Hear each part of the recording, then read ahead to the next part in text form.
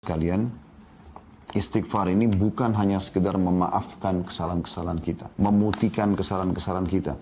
Tetapi ada hadis Nabi SAW yang masyhur. Sudah sering kita sampaikan hadis ini dan ini hadis yang sahih, riwayatkan Bukhari. Kata Nabi SAW, man lazima istighfar, ja'alallahu lahu min kulli hammin faraja, wa min kulli diqin makhraja, wa razaqahu min haitsu la yahtasib. Ini faedah istighfar yang jarang orang renungi. Dia berpikir istighfar hanya mengampuni dosa saja. Perhatikan, barang siapa yang rutin beristighfar, ada dosa atau tidak ada dosa, maka niscaya atau pasti Allah akan menjadikan untuknya kelapangan dari setiap kesedihan. Ada apapun yang dia hadapi, maka akan selesai urusannya. Dan jalan keluar dari setiap kesempitan. Serta Allah akan memberikan rezeki dari arah yang tidak disangka-sangka. Ini luar biasa ini. Allah akan berikan solusi dari setiap kesedihannya, jalan keluar daripada setiap kesempitan, dan diberikan rezeki dari tempat tidak disangka-sangka. Oleh karena itu teman-teman sekalian, judul kita sangat tepat sekali, yaitu masalah berusahalah beristighfar. Jadi tidak harus istighfar itu pada saat punya dosa.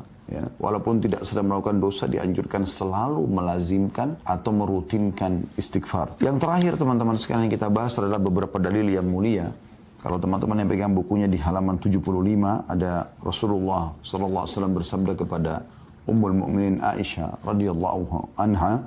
Ini pengulangan ya, mereview apa yang terakhir kita pelajari. Ya Aisyatu, in kunti al-mamti bi dzambin fastaghfirillah fa inna at-taubata min adz-dzambin nadamu wal istighfar. Wahai Aisyah, jika kamu telah melakukan dosa, maka mohon ampunlah kepada Allah, sebab sesungguhnya taubat dari dosa adalah penyesalan dan beristighfar. Hadis ini riwayat Ahmad. Pernah juga satu kali Aisyah berkata radhiyallahu anha, tentu tidak disebutkan dalam buku kita, ini tambahan saja. Dia mengatakan, pada saat saya melihat Rasulullah SAW lagi sangat nyaman, maka saya mengatakan, ya Rasulullah, berdoalah untukku. Maka kata Nabi SAW, ya Allah, ampunilah seluruh dosa Aisyah yang pernah dilakukan, yang lalu dan yang akan datang. Apapun yang dia sembunyikan, apapun yang dia terang-terangkan. Maka Aisyah pun tersenyum, bahkan dia sempat tertawa gembira, sampai-sampai dia meletakkan dahinya di tanah. Maka Nabi SAW mengatakan, apa kau gembira dengan doaku? Kata Aisyah, tentu ya Rasulullah. Artinya doa Nabi diijabah, dan belum Aisyah melakukan sudah dimaafkan.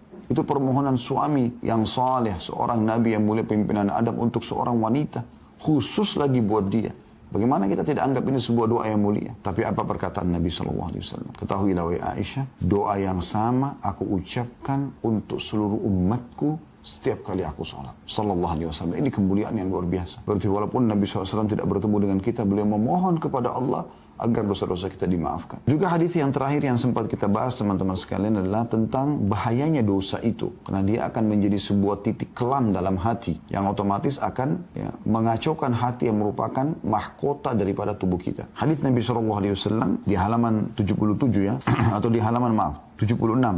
Innal abda idza akhta'a khati'atan nukitat fi qalbihi nuqtatun sauda fa idza huwa naza'a wastaghfara wa taba suqila qalbuhu wa in 'ada zida fiha hatta ta'lu 'ala qalbihi wa huwa ar-ranu alladhi dzakara Allah kalla barrana 'ala qulubihim ma kanu yaksibun. Sesungguhnya seorang hamba bila melakukan satu kesalahan atau dosa, maka dalam hatinya terbentuk satu bercak hitam. Jika dia meninggalkan kesalahannya, beristighfar, memohon maaf, dan bertaubat, janji sama Allah tidak mengulanginya, maka hatinya dibuat cemerlang kembali, cerah kembali, segar kembali. Jika dia kembali melakukan dosa, maka bercak hitam itu dibuat semakin bertambah sehingga menutupi hatinya. Dan itulah makna tafsir kata arran dalam firman Allah Subhanahu wa taala, kalla barrana ala qulubihim ma kanu yaksibun. Sekali-kali tidak, bahkan apa yang mereka kerjakan itu telah menutupi hati mereka. Maksudnya dosanya. Kita lanjutkan dengan poin yang kedua, waktu-waktu yang dianjurkan beristighfar setelah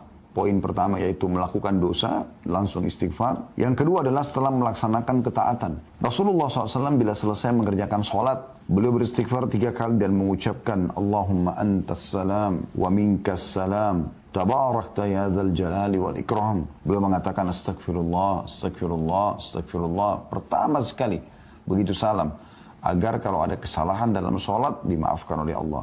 Lalu beliau mengatakan, ya Allah, engkaulah zat yang maha memberi keselamatan, dan darimulah segala keselamatan. Maha suci engkau, wahai zat yang maha agung lagi maha mulia. Ini diriwayatkan Bukhari dan Muslim dan juga Imam Ahmad. Seusai menunaikan haji, Allah Subhanahu wa taala juga memerintahkan pada ibadah haji, ibadah yang mulia, tapi tetap diikuti dengan istighfar, orang itu melakukan dosa atau tidak. Dalam firman-Nya, dalam surah Al-Baqarah ayat 199, Allah berfirman, A'udzu billahi minasyaitonir rajim, "Tsumma afidhu min haitsu afadhan nasu wastaghfirullah, innallaha ghafurur rahim." Kemudian bertolaklah kalian dari tempat yang banyak orang bertolak, maksudnya dari Arafah di tanggal 9 Zulhijjah menuju ke Muzdalifah, dan mohonlah ampunan kepada Allah, sesungguhnya Allah Maha Pengampun lagi Maha Penyayang. Jadi puncak ibadah haji hari Arafah itu, tanggal 9 Zulhijjah. Dan justru pada saat itu Allah Subhanahu wa taala menyuruh istighfar. Saya juga pernah ingatkan ya, bagaimana Nabi Adam alaihissalam, bagaimana Nabi Yunus alaihissalam pada saat mereka melakukan pelanggaran yang sudah Allah gambarkan. Nabi Adam memakan dari pohon buah yang dilarang, kemudian Nabi Yunus meninggalkan kaumnya sebelum diizinkan, walaupun niatnya baik ingin mencari lokasi dakwah baru, tapi belum ada perintah dari Allah. Maka mereka bukan minta kepada Allah, bukan Nabi Adam minta agar dikembalikan ke surga, dikembalikan fasilitasnya, bukan juga Nabi Yunus minta dikembalikan kepada kaumnya. Keduanya langsung mengucapkan permohonan maaf kepada Allah. Nabi Adam AS mengatakan, Rabbana zalamna anfusana, ya Allah kami telah menzalimi diri kami dengan pelanggaran ini. Wa in lam taghfir lana wa tarhamna lanakunanna minal khasirin. Kalau kau tidak maafkan kami, memaafkan kami, ya. Wa in lam taghfir lana wa tarhamna, dan kau kasihani kami, lanakunanna minal khasirin, kami pasti akan termasuk menjadi orang-orang yang rugi. Kemudian Nabi Yunus AS mengatakan apa? La ilaha illa anta subhanaka inni kuntu minadh dhalimin. Tidak ada Tuhan yang berhak disembah, tidak ada tempat saya bergantung ya Allah, sesungguhnya aku termasuk orang-orang yang zalim. Tapi aku mengakui kesalahanku. Seusai wudu disyariatkan juga membaca Subhanakallahumma wa bihamdika asyhadu an la ilaha illa anta astaghfiruka wa atubu ilaik. Maha suci engkau ya Allah dan segala puji bagimu. Aku bersaksi tidak ada Tuhan yang berhak disembah kecuali engkau. Aku beristighfar dan bertaubat kepadamu. Ini mirip dengan doa kafaratul majlis ya. Pada saat dari majlis juga begitu. Intinya disuruh memohon ampun. Begitu juga seusai melaksanakan qiyamul lail, solat yang mulia. Dianjurkan Allah menyifati hamba-hambanya yang suka solat malam ini. Semoga Allah jadikan kita mereka. Dengan firman-Nya dalam surah Al-Imran ayat 17. A'udzu billahi minasyaitonir rajim wal mustaghfirina bil ashar. Dan orang-orang yang setelah mereka solat malam mereka suka memohon ampun pada waktu sahur atau sebelum fajar. Saya ingatkan kembali, istighfar bukan hanya diucapkan kalau dosa sedang terjadi. Ini penting. Saya sudah bacakan tadi hadis yang sahih. Man lazimal istighfar ja'alallahu lahu min kulli hammin faraja. Siapa yang selalu rutin melakukan istighfar, Allah akan berikan, ya, kalau kita bahasakan, kegembiraan setelah kesedihan. Wa min kulli dhiqin makhraja, dan dari setiap kesempitan jalan keluar. Wa razaqahullah min haitsu lam yahtasib, dan Allah akan berikan dia rezeki dari tempat dia tidak sangka-sangka. Jadi istighfar mendatangkan rezeki. Istighfar memberikan kegembiraan pada saat kita sedang sedih. Istighfar akan memberikan solusi dari permasalahan yang sedang kita hadapi. Ada seorang diceritakan di Pakistan, ya. Ini kisah dinukil oleh Syekh Hasan bin Ahmad bin Hasan, ya. Kebetulan beliau tulis buku tentang keajaiban sedekah dan istighfar. Di kisah beliau terakhir di buku itu saya sempat baca. Dia cerita tentang ada seorang di Pakistan terjadi gempa, dan dia menceritakan kisahnya. Pada saat dia sedang selesai sholat, kemudian dia ingin rebahan di malam hari, tiba-tiba terjadi gempa. Dan itu hitungan menit saja. Bahkan tiba-tiba dinding-dinding rumah retak, atap-atap mulai rubuh. Dan orang ini mengatakan, saya tidak tahu harus berbuat apa lagi. Tapi akhirnya lisannya diilhamkan oleh Allah untuk mengatakan istighfar. Astagfirullah, astagfirullah. Sudah pasrah saja. Karena nggak mungkin lari. Lagi berubuh, lagi runtuh bangunan tersebut. Maka setelah selesai gempa itu dalam hitungan menit, subhanallah, rumah semua runtuh, kecuali atap yang dia ada di bawahnya. Hanya itu yang bertahan. Dengan sedikit tembok yang menahannya. Kemudian dia bilang dia bisa keluar dari permasalahan itu. Beliau juga mengangkat kisah ada seseorang yang sudah lama menikah, tidak punya keturunan. Lalu dia komitmen dengan istrinya, sekarang kita perbanyak istighfar. Bukan istighfar saja, perbanyak istighfar dengan kehadiran hati, lalu mohon kepada Allah Subhanahu wa ta'ala. Setelah mereka komitmen dan keajaiban terjadi setelah 10 tahun atau sekian tahun menikah tidak punya anak, hamil, punya anak. Lalu begitu selesai masa nifas, suaminya mengatakan, saya mengingatkan, kebetulan dia berikan nama anak pertama Yusuf, maka dia berjulukan Abu Yusuf sekarang karena sudah punya anak. Istrinya Ummu Yusuf, dia mengatakan, saya ingat kalau Ummu Yusuf, kita sudah lama nggak punya anak. Bagaimana kalau kita praktekkan lagi istighfar ini dengan kehadiran hati, dengan serius, perbanyak, supaya kita diberikan anak yang kedua. Dan betul setelah masa nifas itu hanya beberapa hari, terhitung sudah hamil lagi. Terus saja begitu sampai mereka punya beberapa orang anak. Sampai waktu sudah punya anak sekian banyak, sempat Abu Yusuf mengatakan, kita berhentikan dulu amalan ini. Bukan berhentikan istighfarnya, maksudnya istighfar khusus untuk minta keturunan. Biarkan anak-anak kita besar dulu. Setelah mereka besar sedikit, kemudian dia pun memohon lagi kepada Allah dan hamil lagi istri. Selama itu bukan bentrok dengan sunnatullah, peraturan yang Allah buat teman-teman sekalian. Seperti misalnya Anda istighfar minta supaya malam hilang. Itu nggak mungkin terjadi, karena itu sunnatullah, peraturan Allah yang nggak mungkin berubah. Atau Anda memohon istighfar kepada Allah agar jenis kelamin laki-laki, kalau Anda perempuan hilang. Nggak mungkin, sudah sunnatullah. Nggak mungkin. Atau hilang, tidak ada kematian. Nggak mungkin. Selama bukan bentrok sama sunnatullah, maka tidak ada yang mustahil bagi sang pencipta Allah. Berita gembira bagi Anda yang belum punya keturunan, yang belum punya pasangan, yang terlilit utang, yang selalu merasa kesedihan, yang masih kena sihir dan belum sembuh, yang semuanya istighfar. Tapi istighfar yang benar-benar tutup mata Anda, renungi, terus ikhlaskan niat astaghfirullahaladzim alladzi la ilaha illa huwal hayyul qayyum wa atubu ilaih. Jadi ini luar biasa teman-teman sekalian. Jadi memang istighfar itu bukan hanya sekedar memaafkan, bukan hanya sekedar pengakuan penyesalan, permohonan maaf kepada Allah pada saat kita berdosa, tapi memang untuk memberikan solusi dari setiap permasalahan kita. Bahkan Nabi SAW mengatakan tadi memberikan rezeki dari tempat tidak disangka-sangka. Jadi istighfar sekali lagi, saya ulangi, bukan hanya sekedar kalau kita berbuat dosa, tapi rutinkan, berusaha agar selalu istighfar setiap saat. Karena manfaatnya besar sekali. Perhatikan Allah jelaskan dalam Al-Quran, dalam surah An-Nashr, kemenangan. Ayat 1 sampai ayat 3. A'udzu billahi minasyaitonir rajim. Idza ja'a nasrullahi wal fath wa ra'aitan nasa yadkhuluna fi dinillahi afwaja fasabbih bihamdi rabbika wastaghfirhu innahu kana tawwaba. Yang artinya apabila telah datang pertolongan Allah dan kemenangan, apabila telah datang pertolongan Allah dan kemenangan, dan engkau melihat hai Muhammad manusia berbondong-bondong masuk agama Allah, maka bertasbihlah kepada Tuhanmu dengan memuji Tuhanmu dan memohon ampunlah, istighfarlah. Sesungguhnya Dia Maha menerima taubat hamba-hambanya. Harusnya kita ini, walaupun kita sudah merasa maksimal dalam mengerjakan ibadah. Contoh misalnya kita sholat wajib, kita sudah berusaha untuk khusyuk, menjaga gerakan, menjaga bacaan. Tapi setelah salam, yang pertama diucapkan istighfar. Tadi sudah kita sebutkan. Itu ajaran Nabi SAW. Berarti memang ada sesuatu dengan istighfar ini. Tadi sudah kita sebutkan, setelah haji, setelah sholat malam, semua disuruh istighfar. Bahkan Nabi SAW, tadi dalam surah An-Nashr kita baca, surah An-Nasr, maaf.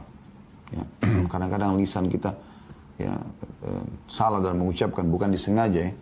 Kalau Nashr itu menyebarkan, An-Nasr itu kemenangan. Kayak ini An-Nasr pakai shad. Maka dalam surah An-Nasr Allah subhanahu wa ta'ala menekankan masalah itu. Pada saat Nabi SAW berhasil menaklukkan kota Mekah, kemudian beliau setelah itu melaksanakan peperangan lanjutan yaitu perang Hunain dan mengalahkan suku Hawazim, suku yang besar setelah Quraisy. Maka dua suku besar di Jazirah Arab sudah takluk. Bahkan panglima perangnya masuk Islam pada saat itu. Kemudian beliau menuju ke Tabuk, menyerang wilayah Romawi. Setelah beliau pulang, bisa dikatakan hampir seluruh Jazirah Arab takluk kepada Nabi SAW. Maka pada saat itu manusia berbondong-bondong datang. Ada yang memang karena hatinya tersentuh mendapat hidayah Islam, ada yang takut kepada kaum muslimin. Maka manusia berbondong-bondong datang masuk Islam. Allah mengatakan pada saat kemenangan Allah sudah datang, hai Muhammad, dan kau melihat manusia berbondong-bondong masuk ke agama Allah, maka bertasbihlah kepada Tuhanmu. Bilang subhanallah, maha suci Allah. Alhamdulillah, segala puji bagi Allah. Kemudian beristighfarlah. Wastaghfiruh. Nabi disuruh istighfar. Karena jangan sampai nanti ini bisa membuat ria, bisa membuat sombong. Istighfar membuat kita lebih merendah. Karena Allah maha menerima taubat hamba. Makanya Nabi Muhammad SAW pada saat masuk ke Mekah, beliau menundukkan kepalanya SAW yang mulia sampai terlihat seakan-akan batang leher beliau ini itu sama rata dengan bagian tengah kepalanya SAW. Karena merendahnya kepada Allah Subhanahu Wa Taala. Yang ketiga, dalam zikir-zikir rutin harian, kata beliau ini yang dianjurkan istighfar. Doa-doa sholat pada umumnya berisi istighfar. Misalnya dalam doa istiftah, dalam doa sujud, kan itu doa iftitah misalnya, itu istiftah itu kan Allahumma ba'id baini wa baina khataya, ya Allah jauhkan antara aku dengan dosaku, gitu kan. Itu termasuk memohon ampun. Di antara doa sujud, Rabbi ghafirli warhamni, Rabbi ghafirli, ya Allah ampunilah aku, warhamni, kasihanilah aku, dan seterusnya. Dalam ruku dan sujud ada subhanakallahumma bihamdika Allahumma ghafirli. Ini salah satu doa ruku yang sama juga dengan doa sujud. Maha suci engkau ya Allah, ampunilah dosa-dosaku, gitu kan. Ketika Abu Bakar radhiyallahu anhu memohon atau meminta kepada Nabi SAW agar mengajarinya doa yang akan dia ucapkan dalam sholat khusus, Abu Bakar minta doa khusus, ya Rasulullah, saya minta doa khusus dari Anda, saya baca dalam sholat saya. Lalu Nabi SAW memerintahkan membaca Allahumma inni zalamtu nafsi zulman kathiran wa la yakfiru dhunuba illa ant faghfirli min indika warhamni innaka antal ghafurur rahim. Ya Allah, sungguhnya aku telah banyak berbuat kezaliman, dosa maksudnya, kepada diriku, dan tidak ada yang mengampuni dosa-dosa selain engkau. Maka ampunilah aku dengan ampunan dari sisimu dan rahmatilah aku, sesungguhnya engkau maha pengampun lagi maha penyayang. Hadis riwayat Bukhari, Muslim, dan juga Ahmad. Artinya hadis ini hadis sahih. Padahal Abu Bakar waktu itu bukan sedang melakukan dosa. Beliau datang kepada Nabi SAW minta diajarkan doa khusus. Dan doanya mengatakan, Allahumma inni zalamtu nafsi zulman katsira. Ya Allah, aku telah menzalimi diriku dengan kezaliman yang banyak. Padahal Abu Bakar bukan radhiyallahu anhu melakukan dosa pada saat itu. Demikianlah, kata beliau, Anda mengetahui bahwa tidak ada tempat pun yang di dalamnya disyariatkan berdoa dalam sholat, melainkan di dalamnya disyariatkan beristighfar. Dalam zikir-zikir pagi dan petang disyariatkan supaya berdoa dengan sayyidul istighfar, tuannya istighfar. Yang Anda sudah tahu tentu, Allahumma anta rabbi. Sudah pernah kita bahas itu ya. Ya Allah, engkau adalah penciptaku. Allahumma anta rabbi la ilaha illa anta khalaqtani. Tidak ada Tuhan yang berhak disembah kecuali engkau. Engkau telah menciptakan aku. Wa ana abduka, aku adalah hambamu. Wa ana ala ahdika, dan aku selalu sesuai dengan perjanjian denganmu, wa wa'dika, dan janji-janjimu, mastata'tu, semampuku, a'udzubika min syarri ma sana'tu, aku berlindung kepadamu dari semua keburukan yang aku lakukan, abu'u laka bi ni'matika alayya, aku mengakui semua nikmatmu padaku, wa abu'u bi dzambi, dan aku akui semua dosa-dosaku, faghfirli, maafkanlah aku, fa innahu la yaghfiru dzunuba illa anta, karena tidak ada yang bisa mengampuni dosa kecuali engkau. Apa kata Nabi SAW? Man qalaha minan nahari muqinan biha famata min yaumi qabla an yumsiha fahuwa min ahli jannah. Siapa yang membaca tadi itu, saya istighfar, tuannya istighfar yang baru saya sebutkan tadi, pada waktu siang atau pagi hari dengan meyakininya, betul-betul tulus baca, mohon ampun dari Allah, lalu dia mati pada hari tersebut sebelum sore, maka dia termasuk penghuni surga. Lalu lanjutan hadisnya, wa man qala minal laili wa huwa muqinun biha famata qabla an yusbiha fahuwa min ahli jannah. Dan siapa yang mengucapkan ini di sore hari, di malam hari atau di petang atau di malam hari ya, dan dengan penuh keyakinan, maka dia mati sebelum pagi hari, dia termasuk ahli surga. Yang keempat, anjuran beliau mengatakan senantiasa beristighfar setiap saat. Inilah wirid rutin Nabi SAW, padahal beliau telah diampuni dosanya yang telah lalu dan akan datang. Dari Aghar al-Muzani radhiyallahu anhu, dia mengatakan bahwasanya Rasulullah SAW bersabda, innahu la yughanu ala qalbi wa inni la astaghfirullah fil yawmi mi'ata marrah. Sesungguhnya terkadang hatiku tertutupi oleh sesuatu, dan sungguhnya aku beristighfar kepada Allah dalam sehari 100 kali. Hadis ini riwayat Muslim. Jadi kalau Nabi SAW istighfar 100 kali, Anda bagaimana? Kita bagaimana, saya dan Anda? Harusnya kita ikuti Nabi SAW. Padahal beliau sudah diampuni dosanya yang lalu dan yang akan datang. Aku mendengarkan Rasulullah SAW bersabda, Wallahi inni la astaghfirullah wa atubu fil yawmi akthara min 70 marrah. Beliau bersumpah atas nama Allah mengatakan, demi Allah, untuk memastikan agar umatnya tidak usah ragu dengan ini, sesungguhnya aku beristighfar dan bertobat kepada Allah dalam sehari lebih dari 70 kali. Hadis ini riwayat Bukhari. Lebih dari 70 kali nyambung dengan hadis yang sebelumnya tadi. Beliau mengatakan 100 kali. Lebih dari 70 kan bisa 100. Dan disentuhkan sudah di hadis yang pertama tadi kalau 100 kali beliau membacanya. Dan Ibnu Umar meriwayatkan juga, dia menuturkan, inna kunna la na'uddu li Rasulillahi sallallahu alaihi wasallam fil majlisil wahidi mi'ata marrah. Rabbi ghfirli wa tub alayya innaka anta tawwabur rahim. Sesungguhnya kami biasa menghitung bahwa dalam satu majlis Rasulullah SAW mengucapkan doa ini 100 kali. Wahai Tuhanku, ampunilah aku dan terimalah taubatku. Sesungguhnya engkau maha penerima taubat lagi maha penyayang. Hadis ini riwayat Abu Dawud, Tirmidzi, dan dikatakan hadisnya hasan sahih. Rabbi ghfirli wa tub alayya innaka anta tawwabur rahim.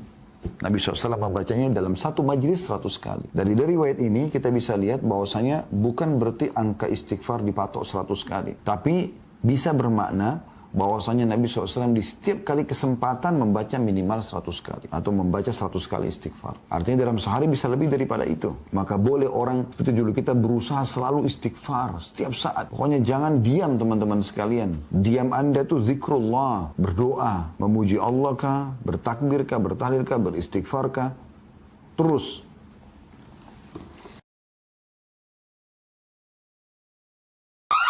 Nikmat creamy dari Oat, dibuat tanpa susu sapi. Outside, enaknya bikin lupa segalanya.